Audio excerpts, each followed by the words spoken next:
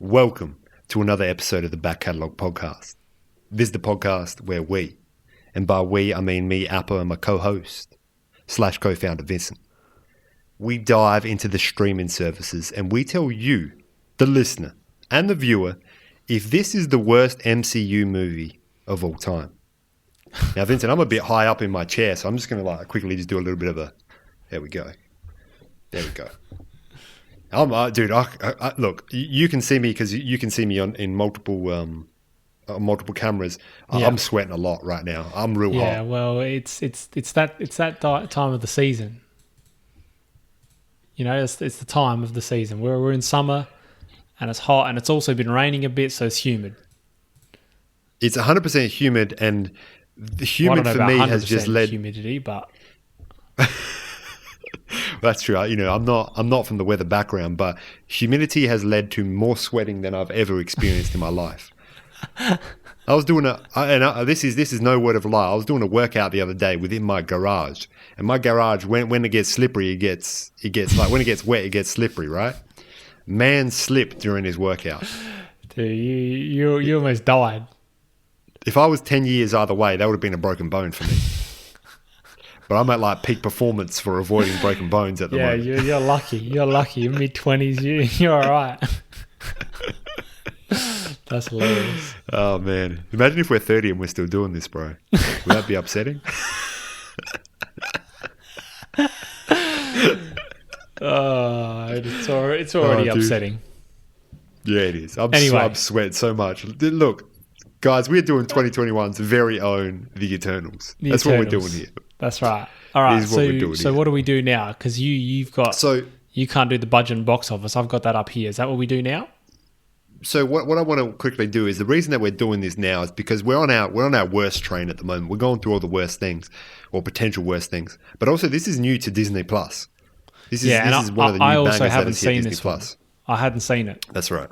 So yes, I was lucky enough, to go to the theaters to watch it, and not because I got some special pass to go to the theaters. I had to pay my tickets like everyone else, but it was just at a time where Covidicus was low, and I was just able to hit the streets.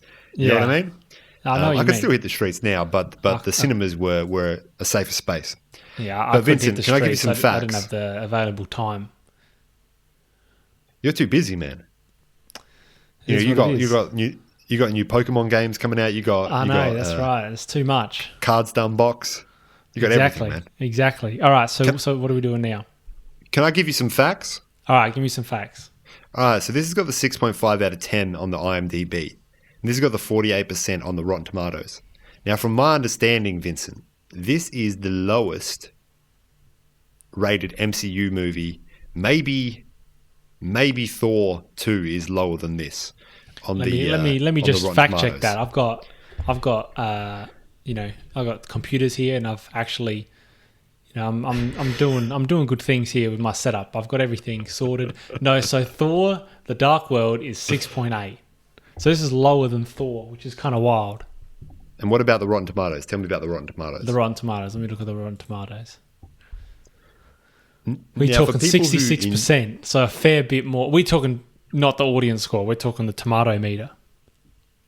So the Eternals is the audience score is actually 78%. The tomato meter is 48%. Okay, so the audience score for Thor is 75%. Okay, so it's not the lowest rated technically, but it's around that mark. Now, so just what quickly, those statistics mean is that 3% of people liked Eternals better than Thor, but the other 75% didn't. That's how it works. That's how it works. Yeah. But Vincent, can I tell you something? We are in the 3% that loved Thor 2, Thor: The Dark World. Well, I mean, you have a one hand neck snap. That's a tick for me. Well, what else do you want? You could give me the worst movie of all time, and you could put a one-handed neck snap.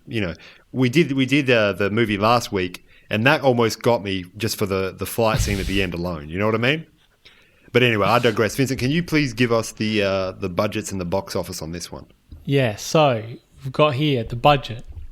So it's $200 million estimated. That's what it says. We talking gross worldwide box office? We're talking gross. We're talking gross totals. All right, 402 million. It's about 400 million, right? 25,682. That's exact. Like I can see the number going exact. up. Now it's 683. So technically this movie was a flop because it says 200 million, but really they would have spent a lot more money on it than what they did. Because you've got actors in this. So hold on. Things. Did you just hear? Hold on. Did you just hear what you said? Yeah. You said that 200 million is incorrect because they would have spent more on it than they did. They didn't spend any more money on this movie than they spent on it. I'll tell you that for 100% Sorry, facts. I meant to say they spent more money on it than they reported. That's a better thing, because that's what all movie studios do. See, then what's the point of having a budget? What's the point? Well, I don't know, because you tell a man's like, hey, look, I'd made a $200 million movie. It made $1 billion. Look at that profits. But really, you paid like 500 mil for it. Yeah, why don't they just say, oh, it cost $15? Like Angelina Jolie took 10 of them, and they distribute the other 5 between the other actors, and everyone else was just volunteers. Vincent, you're a man that stays lean, so you don't know about the changing of numbers. But for heads like me who get a belly sometimes, and people be like, oh, how much do you weigh? I'll be like, yeah, I'm about like 84, 85. But you're really 87, 89. But you scrape a couple numbers off the top just to, make yourself feel better. That's what they're doing here. Okay. All right, so Vincent, I'm going to give you a synopsis, and then we're going to get into this, all right? And I've got some talking points for us. So if you don't mind, Vincent, we're going to talk about those points. Okay, well, I mean, what else are we going to do here, really? I mean, we could do a lot, to be honest. We could do a lot that's not related to this movie, because that's just what we do here. Yeah, but let's do things that are related to the movie today. All right, we'll do things that are related to the movie. Okay, so the Eternals, a race of immortal beings with superhuman powers who have secretly lived on Earth for thousands of years, reunite to battle the evil deviants. And we're here. So, Vincent, my talking points today are, I want to give like a general synopsis of this movie. That lays it out pretty well, but I want us to talk about like actual plot points here. I want us to talk about the opening scene when we first meet the Eternals, because there's a lot to talk about in that. I want us to get into the characters. Every character is going to get a little back catalogue, soifus. And then I want to talk about the hits and the misses before we say, is this the worst MCU movie of all time? Okay. Is that good talking points? That's good talking points. I don't have any other talking points. I wrote down one thing that I thought I'd bring up, but we can just leave that for later. It's not that big. It's just will it might be a hit. It might be a miss. Points? Okay, probably the hits and the misses, maybe. So the whole idea of these Eternals is, now this is spoilers for Eternals. Yeah, this is Eternals been out. It's on Disney Plus now. You can watch it. Yeah, for free. You don't have to pay for this. Well, I mean, you have to pay for Disney Plus, but you don't have to pay extra. That's exactly right. And it's the only thing that you're paying with is your time, because this is a 2 hour and 23-minute movie. Yeah, they took Eternal like literally. Yeah, exactly. This is a lot of time spent on a movie, and look, I might be mad about it, I might not be mad about it. That's what we're going to get into. But the whole understanding is these people were sent to Earth to stop these deviants who are trying to kill humans, and that is simply their role. So throughout the whole movie, they talk about, why weren't you here to stop Thanos? Why weren't you here to stop Ultron? All those sorts of things. I don't think they say Ultron specifically, but but they're not allowed to interfere. Exactly. Anything that is human related or universe related, they can't technically interfere unless it has deviants involved. And I'm not talking about, like those heads that, they appear in front of a court of law. I'm talking about deviants. These are like alien-like creatures that kill humans. Yeah, like they saw a dude in a trench coat and they were like, let's roll. We're on here, guys. Man's in one of those trench coats with nothing on, is just getting chased down the street. Trench coat blows wide open, and Icarus just burns it off. He just uses those eyes to just... Oh man! And then he's my eyes burn things, but I wish my eyes could be burned. It's a terrible joke, but after what? Yeah. After what Mans has seen. Yeah. So they are tasked to do this by people called the Celestials. There's these giant things. Essentially, they look after a particular planet and in universes. So they said that the Celestials, so Aramesh, which is he's the one in this movie, is he the original Celestial?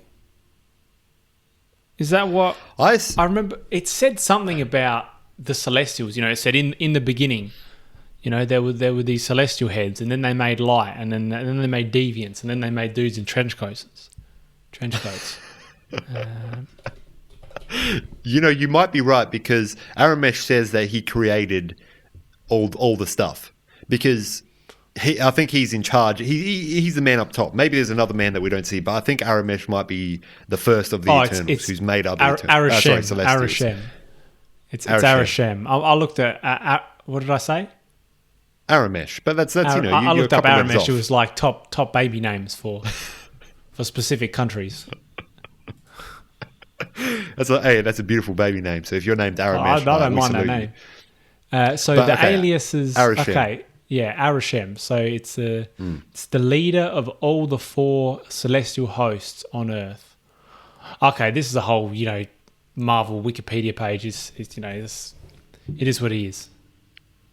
We can't get into too much of that, but essentially there is a twist in this movie, and the majority of the Eternals don't know that what their role is to allow for. You're right over there. Oh, Vincent just put on lights. Is to allow for the human race to increase, so enough energy can be made, so another Celestial can be formed who's within Earth. That's the whole plot of this. That's what this Aramesh does. He does this on every planet. I think it's Arishem. I think it's Arishem. I'm going to do that. That's right. We'll go through. But if you need baby names, Arishem or Aramesh, take your pick. They're both good. All right. So essentially, the Eternals, they figure out that devious things are happening. The deviants were put on Earth before them, but then they ended up going askew and doing the wrong thing. So Arishem created the deviants to get rid of all the predators on the planets, so that they could have intelligent life that could thrive. But unfortunately, he did what Elon Musk did, and he put a bit too much artificial intelligence. Sugar, spice, that element X, which was just artificial intelligence. He dropped that in there, and so they've run amok. And then he bought Eternals. He made them. He didn't buy them. He bought them off Amazon. Off Jeff. Future came in and he was doing Molly Percocets. He was just chucking them in there as well, just for added measure. Right. You know what I mean? Yeah. But let's talk about that's essentially the plot. But let's talk about let's get into the characters actually before we get into the opening scene. I want to do a quick just a run through of all the Eternals that we come across. I've got them up here because I was definitely not going to remember them. But okay, so we got the main one is Cersei. Yep. Yeah. Man, I got loud noises out here, but keep going. Okay. Keep going. So Cersei's doing, she's turning like water into wine, those kind of things. That's what she can do. Mm-hmm. Then we've got Icarus, he's basically Superman. He is 100% Superman, and they make mention to that within the. That's right. Within there was the a lot of DC references in this movie. Yeah, there was 2 specific DC references, and I think that was mainly because either they're going to do some crossovers one day, which of course they can, but I think it was also just because they're like, look what we can do, DC. You can't do this yet because you haven't made a good, technically they haven't made a good film in a while, even though we've enjoyed many of their movies. Yeah. Go on, Vincent. So we've got Athena. That's Angelina Jolie's character. That's Angelina Jolie. That brought people to the door. Yeah. Yeah. Yeah, that wouldn't have brought me to the door. I'm big, I was a big fan of the Brangelinas. I was a big fan of the whatever Brad Pitt and Jennifer Braniston. I was a big fan of Braniston. I was a fan of them all, Fan of them all. So we've got Ajax, which is Salma Hayek. Why are we going through these? Do we want to say what they do? Okay, so Angelina Jolie, she's essentially the goddess of war. She's like Athena 100%. From Greek mythology. She can just make weapons and she can fight. And Salma Hayek, she can 100%. Heal people. She's the leader. She was the leader. Mm. We've got Kumail Nanjiani, As Kingo, he can shoot. He can basically just shoot things out of his fingers. But 100% Mans is a Bollywood actor as well, and that's a superpower in its own. 100% respect for that. We've got because Sprite. If you've seen Bollywood movies, just hold on a second. I want to talk about Bollywood movies for a second. If you've seen Bollywood movies, one, they're on the grind. They're putting out content. They're doing a lot of their own stunts in there. They're doing a whole trilogy in like half a year. Oh, 100%. And, when we want MCU movies and all that sort of stuff going on, the reality is we need to start actually checking in with the Bollywood crew because they're doing work over there and we're missing out on it. But you go on, Vincent. You go on. So we've got Sprite, LeBron James's mate. We've got Fastos. Oh, what can she do? She can create like illusions and whatnot. So Sprite can create illusions and is just like a child an adult in a child's body. She's a person that's lived for thousands of years and is a child, unfortunately. And she's mad because she's still a kid, which I mean you would be. What? You would be mad. You would be mad. That's right. You would be mad. We've got Fastos. I thought his name was Faustos or Fausto, but it's Fastos. But anyway, man's names is Brian Tyree Henry. That's the actor. He does mechanical engineering things, essentially. He does, yeah. We've got Lauren Ridloff as Makari, who she's deaf and she's speedy, and that's a top tier combination. Speed, just running. That's one of the top tier. Yeah, if I had a superpower, that would be what I would want. Yeah, 100%. And then hit us with the last one, which I believe is Druig. The last two. So there's Druig. There's two. Jesus Christ, there's two more. Yeah, bro, it's just going on forever. Eternals. Hit me with them. So Druig, he controls minds. He can just be like, "Hey, bro, it doesn't matter. Just hug it out with this dude. You just smacked across the face in a bar, and they hug it out." And Mans has got an accent. Mans has got an accent that you will just love to hear. Yeah. Oh, yeah. He was probably up there, my favorite characters. Then we've got Gilgamesh, who Gilgamesh. He can just punch real hard. He just punches hard, man, and I should have remembered him because he's my favorite character of the Eternals. But and then the other one who's not quite, he's like an Eternal in spirit, is Karun, who is Kingo's like manager dude.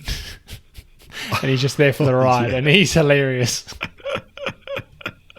He's great. He's just there for the ride. Vincent, the reason I wanted you to hit on all those Eternals was to just show the people who haven't watched this movie, there are a lot of characters in this movie. And there's a lot of big name actors. I mean, there's also Kit Harington. He's there. There's also Kit. Yeah. That's right. And he may play a bigger part in future movies, but also I think he might not, given the fact that this movie didn't do as well as they were hoping. But we'll get into that after credit scene in the hits and misses. Yes. The other reason that I wanted to say this is because this is a movie in which we haven't met these characters before, so it suffers from the fact that there are so many different characters in this movie. Because they are all very cool in their own right. Like, yeah, Cersei's pretty, like, we'll get into Cersei a little bit later. Cersei's pretty cool, but, Mans turns things into marble. And that's all right, for about 5 minutes. But I don't want to watch a 2 hour and 20-minute movie about Cersei's character. But regardless of that, if I was to get a bit more of what Cersei is and who she is, maybe I would have enjoyed that character more. If I got 10 years of these characters and then put them in a big movie together, just like Endgame, I would have enjoyed these characters before. Or these characters more, sorry. Because this is the issue that people were saying when we came into Infinity War. People were saying it's going to flop because there's too many characters in one movie. It's going to be too many heads in one space. Everyone's an actor, so their head's big. So how are they going to fit all on a screen? How are they going to do it? But the reason that it worked was because they had 10 years of it. This movie did not have 10 years of these characters, and I think it suffered quite a lot from that, Vincent. See, I'm going to disagree with you there. 100% that's what we're here for. 100% that's what we're here for. I think that they did a really good job at giving these characters, at giving the audience a reason to appreciate each one of the characters. And I didn't think that would have been the case. Because, I watched this today. I watched this like a few hours ago. You're fresh. You're fresh. I'm fresh. And I think that each character is very unique, and they've all got their little quirks and I was about to say quirks and features. I've been watching too many Doug DeMuro videos. And they all have their own character traits, and I think they're all unique. And I reckon they did a good job at actually showing that for each character. Okay. I think, I mean, if I'm looking, I've got the IMDb page up, and I'm looking at heads. I'm looking like Gemma Chan's. I'm looking at Brian Tyree Henry's, and every one of them, I'm going, like they're like this. This one's like this one, you know. I'm thinking. I mean, like Cersei, she's just there. She's in the fields. She's playing. She's sowing the seeds. She's there making biscuits with the folk there, you know, because she's there. She's there. She's part of the earth. And like Icarus, man's just headstrong. He's just, I'm here for a mission. I'm here to do what I need to do. Everyone's here, is what you're telling me. Everyone's here. I'm just telling you one's that in the earth, one's headstrong, the other man's is here. That's right. And Fastos, like man's just wants to make his things. He wants just to make his like trinkets. And that's 100%. I understand what they're there for in regards to their role in this movie and their role within the Eternals and their role within the universe as well. I understand that. It's more so that, you know, characters like Drug, who I really liked, got sort of pushed to the side and ended up just being people who are like, I thought we were going to tell Ajax that we weren't doing that anymore, you know? Like, Mans was just complaining about things, then we didn't see him for a bit. Then he complained about more things, and then it was the end of the movie. Like, that's a cool character that we could do a lot more with if it was just, say, 3 of them. Now, I know, you know, the comics, there's probably 100 Eternals, and they make it work in a comic book. But in this case, I think that it could have been a lot cooler if we got more of these characters, because these might be characters that we continue to see. Obviously, Icarus, he's not going to be there anymore because Mans is in the sun. Mans is in the sun. Like, Mans didn't fly too close to the sun. Mans flew into the sun. Do you reckon the person, I mean, I don't know if this was in the comics, but do you imagine the person writing the comments being like, bro, I'm going to just shoot him right into the sun. Like, no one's going to see this reference. I reckon someone wrote that and was like, this is poetry. This is poetry. And then they realised that's probably a bit too on the nose. But, you know, look, I feel that the fact that we got limited exposure to these characters means that when characters like Sprite and, you know, well, I mean, Icarus didn't have feelings for Sprite, but when characters like Sprite have that revelation of, hey, I have feelings for this man that I haven't seen since, you know, the invasion of bloody wherever they were when they all split up. Yeah, Babylon. It doesn't work for me as much. But if you gave me a movie where they're in Babylon, they're chilling, you know, they're having like mimosas and whatnot, whatever they have in Babylon, you know, they're doing like godly things, then I would have been like, okay, I can see that Sprite and Icarus have this relationship that's beyond a father-daughter relationship. Yeah, see, and that's where they throw you as well, because obviously the age gap is not really what it seems in that context. Yeah, see, I'm still going to disagree with you. I think that we had more than enough for some of them, but players like Makari, I mean, she was real cool, but she didn't get much as much at all. Druid didn't get much. Yeah, and Gilgamesh didn't really get that much. But I think Gilgamesh was the best, man. Yeah, but you got enough to just get a glimpse into the relationship between them all. I don't think it was great, but I think they did a pretty good job considering they got, you know, how many is this? 2, 4, 6. You know, there's 9 heads. There's 9 heads. There's 9 heads. Yeah. No, there's 10. Yeah. Oh, that's nuts. There's 10 heads plus Karun. And plus, that's exactly right. You got to add him in there and Kit Harrington's. But let's agree to disagree because we're 28 minutes in and we haven't talked about the opening scene yet, which I really want to talk about. Okay. So, you know, I do agree with points that you're bringing up. And maybe when I talk about some of the hits and the misses and things like that, maybe you'll agree with points that I bring up as well. Okay? Now, Vincent, this opening scene the opening scene is them. Well, there are different bits, but one of the opening scenes is them getting sent to Earth, and they save this village of people who live on the ocean, oceanic villagers. I don't know what they would call them. They save them from a deviant, and it's their first time out. It's their first time meeting each other as well. So what they do is they kill this deviant, and then they all form like a triangle. They all form a triangle, and they walk towards the. What's the person? The kid. The villagers. Sorry, they walk towards the villagers in this like superhero formation. Yeah, 100%. When I saw that, I was like, "Bro, are you for real?" So I sort of lost my train of thought. I just realised like we got issues with minutes, don't we, for Zoom? No, we don't. No, we should be all right. It says we've removed it. So no, that's my bad. That's my bad. But so I saw that and I was like, this is some really cheesy superhero things. But what I realised was this is exactly what some people who were just born would do, because they were just born. Like this is the only memory they have is of them waking up and being ready for this mission. Yeah. There's an interaction between Cersei and Icarus where they go, "Hi, I'm Cersei, and I'm Icarus," and that's the conversation. Did they do that?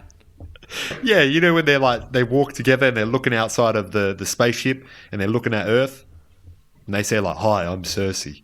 Oh, okay. That's the extent of their conversation, and the reason for that is because Mans is born 5 minutes ago, which is fair enough, you know. Yeah. When I first watched it, I was like, "This is janky as heck." But this is exactly how, if a child was in an adult's body with superhero powers, this is how they would act.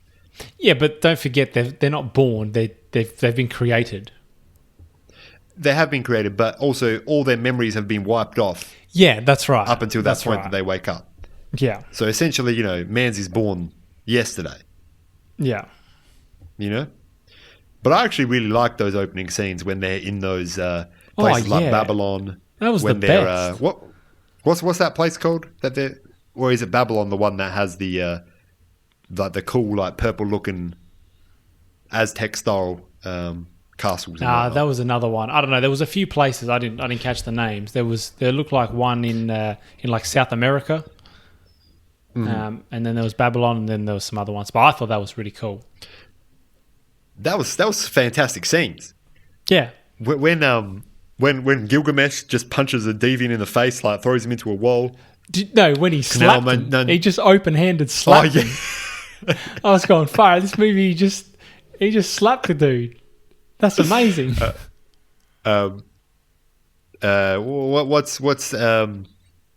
Nanjiani's name? What's his superhero name? Kingo. When he's like doing like pew pew, he's doing the finger gun and he's shooting folk. Yeah, that's such a cool power. That's a cool power to have. And also, Athena is just taking names as well. Oh yeah, absolutely. If we're talking characters, my three favorite characters were those three, and it was just because they were on the ground doing things, but they weren't as overpowered as Icarus, but they were doing cool things regardless. But was Icarus overpowered? Mans is doing his eye lasers, and like the thing's still getting up. I mean, that's true. He seems overpowered, I guess, because he's a superhero, Superman-esque character. I think it's because he's flying. He seems overpowered. That's true as well. Because when Mans is flying, that's how you're going to beat that. That's right. Other than super speed. Yeah. So while we're here, let's just get into our hits and our misses, Vincent. Yeah. You got some hits for me? Should we talk about how this tries to be like the most woke Marvel movie of all time? Yeah, tell me, man. Well, I mean, what wokeness is it doing? Well, I don't know about not wokeness. Well, I appreciate that the Makari was a deaf woman. Mm-hmm. I appreciate that because I mean she was one of the coolest characters, and also just sign language. It makes sense within that story as well. Yeah, and I mean sign language. Just when people doing sign language, I look at that and I go, that's real cool. Like maybe I should learn that. Well, the reality is it's another language. So like when you see people doing any form of another language, you're just like, this is amazing. That's true. Actually, yeah, It's just wild. But it is cool. It is cool to see people doing different things, especially on screen. And there's a lot of people who, people say. I know that I've said this many times on this podcast that people get all crazy about woke things, but you need to have some representation and diversity within your films. Yeah. Because if you had every man's just looking like Brad Pitt or Leo just in one, like it's 5 Leo, like how many Eternals are there? 10? Say there was 10 Leonardo DiCaprios on there. I wouldn't give a damn. Like one of them, that's amazing. But throw in something different, Like Leo's great, but you need at that point, if they're doing that, they're thinking, there's 10 of them. At least one of them's going to win an Oscar. You know what I mean? That's true. It's 1 out of 10. It's 1 out of 10 chance. But I agree. I agree that they definitely have, because they need to represent people that are underrepresented. And also, from a and the reality is, this is a lot of the times why they represent people in different movies is because from a financial point of view, you want to bring in people who are of that culture or whatever it happens to be, because they will watch your movie if they see people who are the same as them within that space. Yeah, I mean, that's the Kevin Feige heads. They got the hats on, That's what the people with the hats on, they say. That's probably what they're thinking. Anyway, and then but obviously, tell me more about what's why. Well, Fastos, man's got a husband and a child. Okay, sorry, I keep forgetting the names. Yeah, no, that's right. I've got them here, so that's why I'm remembering. I wouldn't remember at all. But I mean, and they kissed on screen, which I thought was pretty wild. Like that was good that they did that.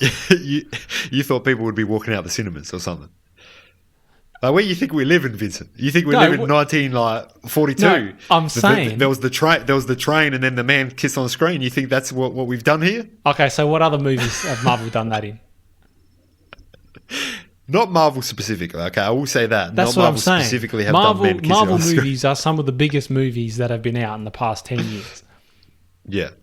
That's what I'm saying. What I'm trying to say is are you trying to tell me that what they're trying to do is make this as woke as possible so then they can get like extra credit? Yeah, maybe. I don't know what they're what the reasoning is for them doing it, but I mean, it's still appreciated that they do it. Whether it's for the right reasons or not. 100%. 100%. Yeah. And we talked about that in our Loki podcast as well, That's right. So you can go back and listen to that. But no, I understand what you're saying. And also from another woke thing about this movie, and like we're saying woke, we don't mean that in a negative way either. No, just so people don't come out. I probably just shouldn't have used that word. We're going to get like 20 views on this and we're going to get cancelled. Like, you ever seen it? Like, there's going to be people who look back in history of cancellations. Joe Rogan's going to be up there. He's got $110 million, right? The back catalog's going up there. We got like $12 a month on the Patreon, which you can sign up to and, do a $2 thing. And I'm hot, but the other woke thing is safety within classrooms. Can you believe how safe they were in those classes? Not with the lady that goes under the big artifact there. Yeah, so that scene in which Cersei she's teaching at the the London Museum or somewhere museum, wherever it is. I think it's the London Museum, and there's an earthquake, and she's going around to all the students, and she's like, "Here, let me help you," and like directs one man's underneath the table. You could have said, "Hey, you get under the table." No, that just shows her compassion. Up to the individual children. No, she's got to do it. I understand that. She's got to turn water into wine. She's got to turn kids under the tables. But does she have to say, "Here, let me help you"? No, absolutely not.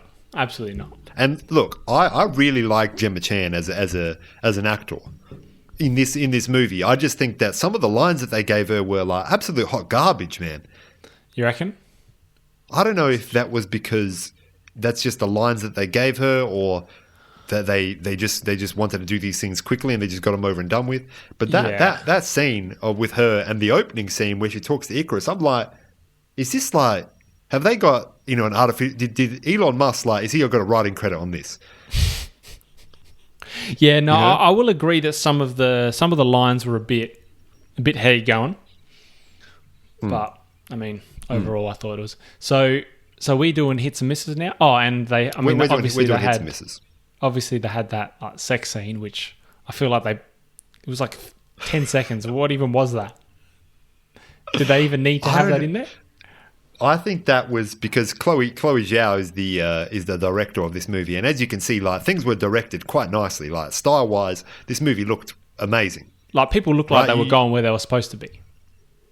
People look like they were directed in the right direction, but I think they just wanted to get a good shot of the sun coming down and lights coming over the horizon, and natural lighting and whatnot coming in. Yeah, and that's they're like, right. well, what else are we going to do out here? They're either going to do a training sequence in which they fight each other, or they're going to make love, and they chose to make love.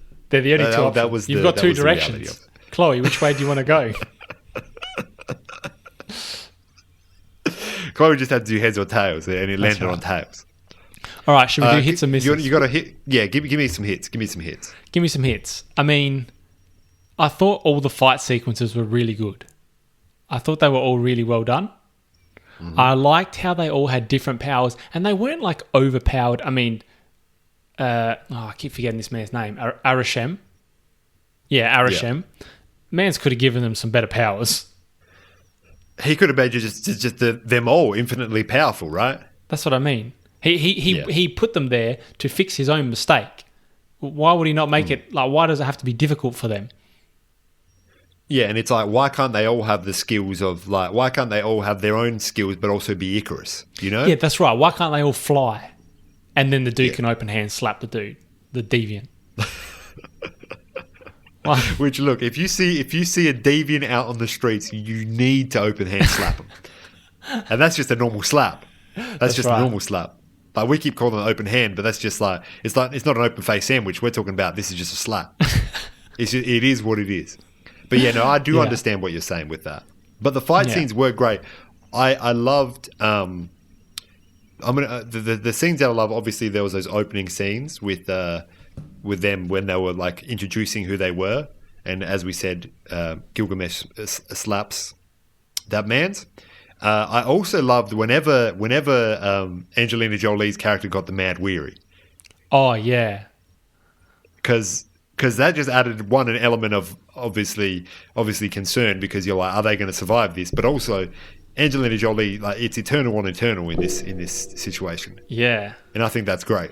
Yeah, and I like how her and Gilgamesh had their their little ritual of how to stop it and things like that. Yeah. See, obviously it's fresh in my mind, but I think if you rewatch this movie, you'd find that there are a lot of parts where you go, okay, I can see the relationship between these two or these people, or I can see the relationship between Gilgamesh and Athena. I love those two characters. They were my favorite two characters of the bunch. They're the top tier, the top two. I wish that they had their own movie. Yeah. If they had their own movie where deviants were coming out them in Australia while they're just doing outback things. Yeah, I did love that they were in Australia. That's 100% a movie. And that was great. Gilgamesh, he's wearing the Kiss the Cook. He's wearing that white shirt. He's wearing what are these called? Over suspenders. He's wearing suspenders. He's just out in the Australian outback in a hut. Yeah. Because that's what we do in Australia. We're just all in the outback in huts. That's and right. He's making meat pies, So I loved everything with them in there. I thought that was great. I think that Athena was such a cool character. If how there's that final deviant that looks like humanoid. Yeah. Is more anthropomorphic than the last ones had been. That fight between him and Athena, that could have been pushed up to another level where it was more of that.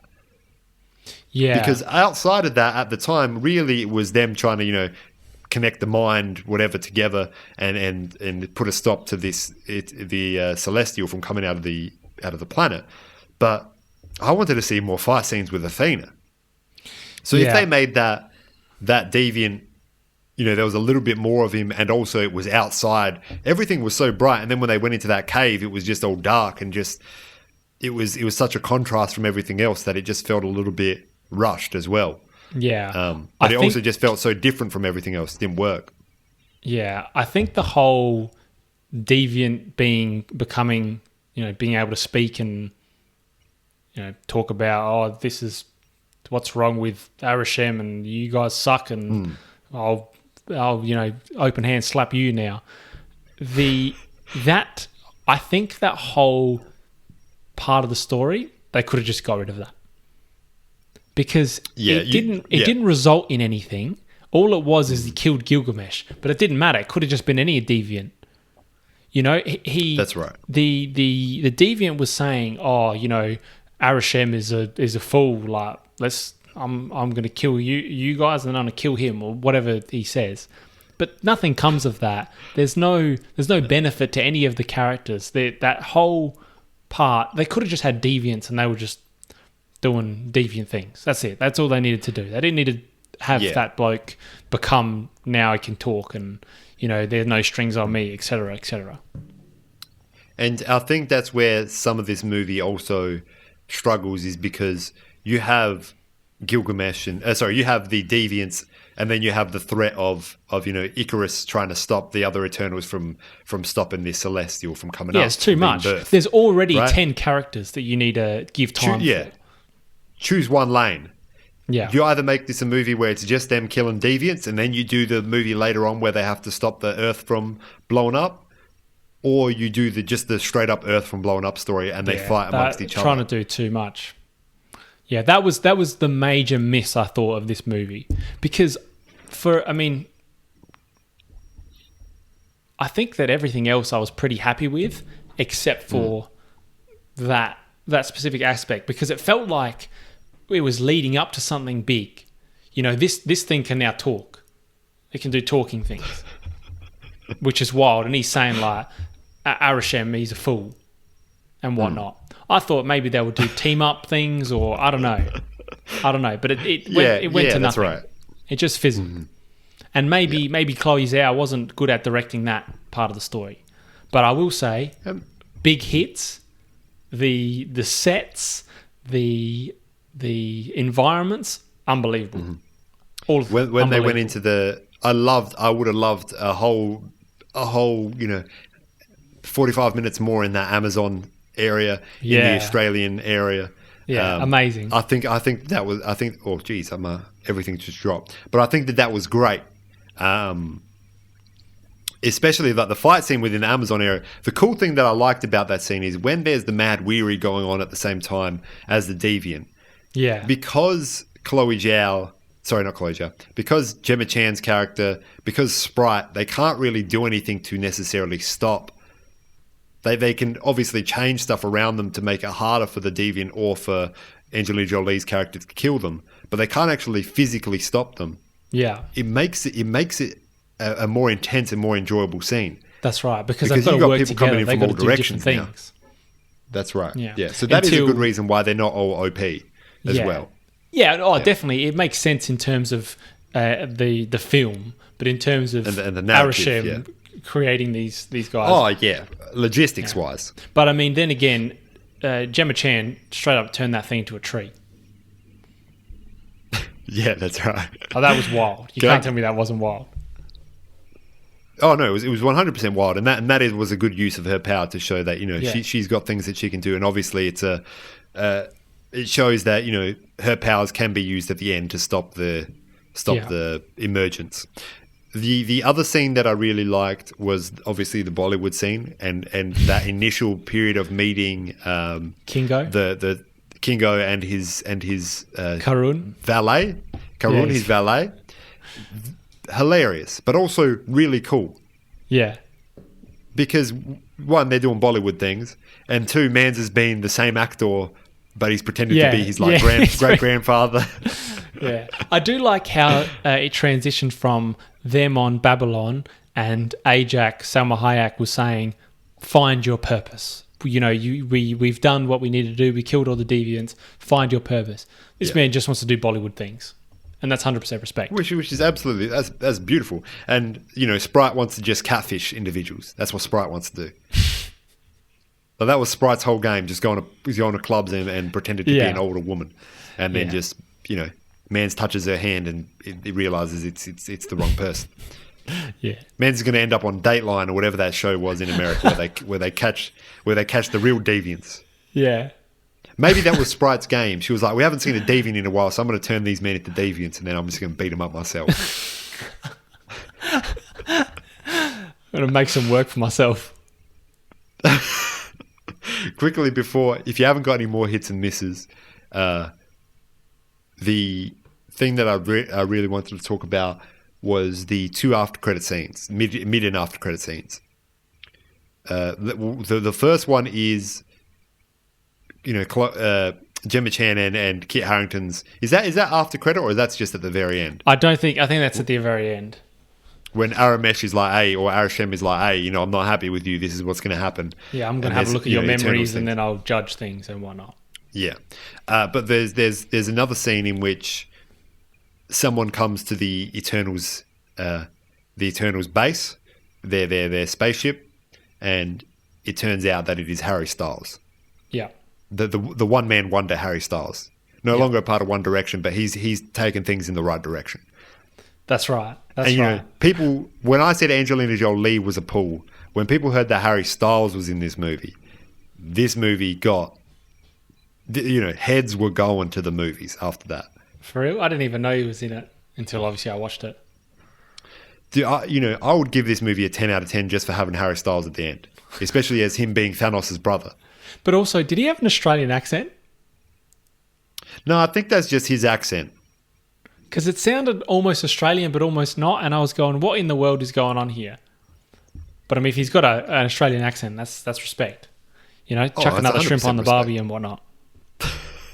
Like he said that to Thanos, and Thanos is like, I hope in the snap that you go. Like, I really hope you go. This is just business, but now it's personal. I want to see the Thanos and Star Fox the early years, because man's name is Star Fox. His name is Eros, but I think his name is Eros, but I think they call him Star Fox. But nevertheless, I thought that was a good scene. And then there's the final scene in which, or one of the scenes in which Kit Harington's character has this box that he opens, and there's a sword in there, and it is to do with his ancestors. And apparently, this is what I read. I didn't know about this, but apparently his ancestors, like one of them's the Black Knight, and if you hold this sword, you become the Black Knight. Okay, yeah, sure. But the voice that we heard at the end, it has been either rumoured, or I'm not sure if this has actually been properly, what's the word I'm looking for? Announced. But people have said that is Blade. And that is the first signs of Blade being in the MCU. Oh, that would be nuts. That will send tingles up your spine, Vincent. It has. It literally just has. Yeah, it did. Yeah, I know it did. I know it did. That's wild. I haven't even seen Blade either. You haven't seen the first 3 Blades? I haven't seen the movies. Nah.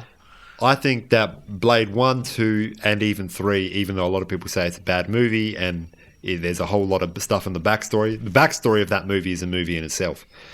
Those movies are great fun, and you have to watch them if you enjoy maybe we'll do them in another few Marvel weeks or whatever. Well, when the movie Blade comes out, we can do them. Oh, they're making another one. Yeah, that's what I'm saying. Why else would they be making? Why else would they have Blade coming in? No, it makes sense. Anyway, I think it's Anyway, Vincent, have you got any more hits or misses? Because if you don't, we're going to come to the conclusion: is this the worst MCU movie? So I've got one thing that I would like to comment on. So at the end, Icarus is trying to stop them from waking the Celestial, and Sprite goes with him because she's in love with him. And at the end, Sprite's there, and she's like, "Well, I done messed up. What can you do for me?" And Cersei, Gemma Chan, is saying, "I know you want to grow old, you want to be like an adult. I can do that for you. I can make you an adult, but you'll be a human. You'll live and die, etc., etc." Yeah. And she makes her a human there. Can you imagine? Right, they're on just like some deserted beach somewhere. Can you imagine she does that? It's like, all right, well, we've all got a ride out of here, so now that you're a human, we'll just leave you here. Best of luck, and might see you again. Might see you around soon.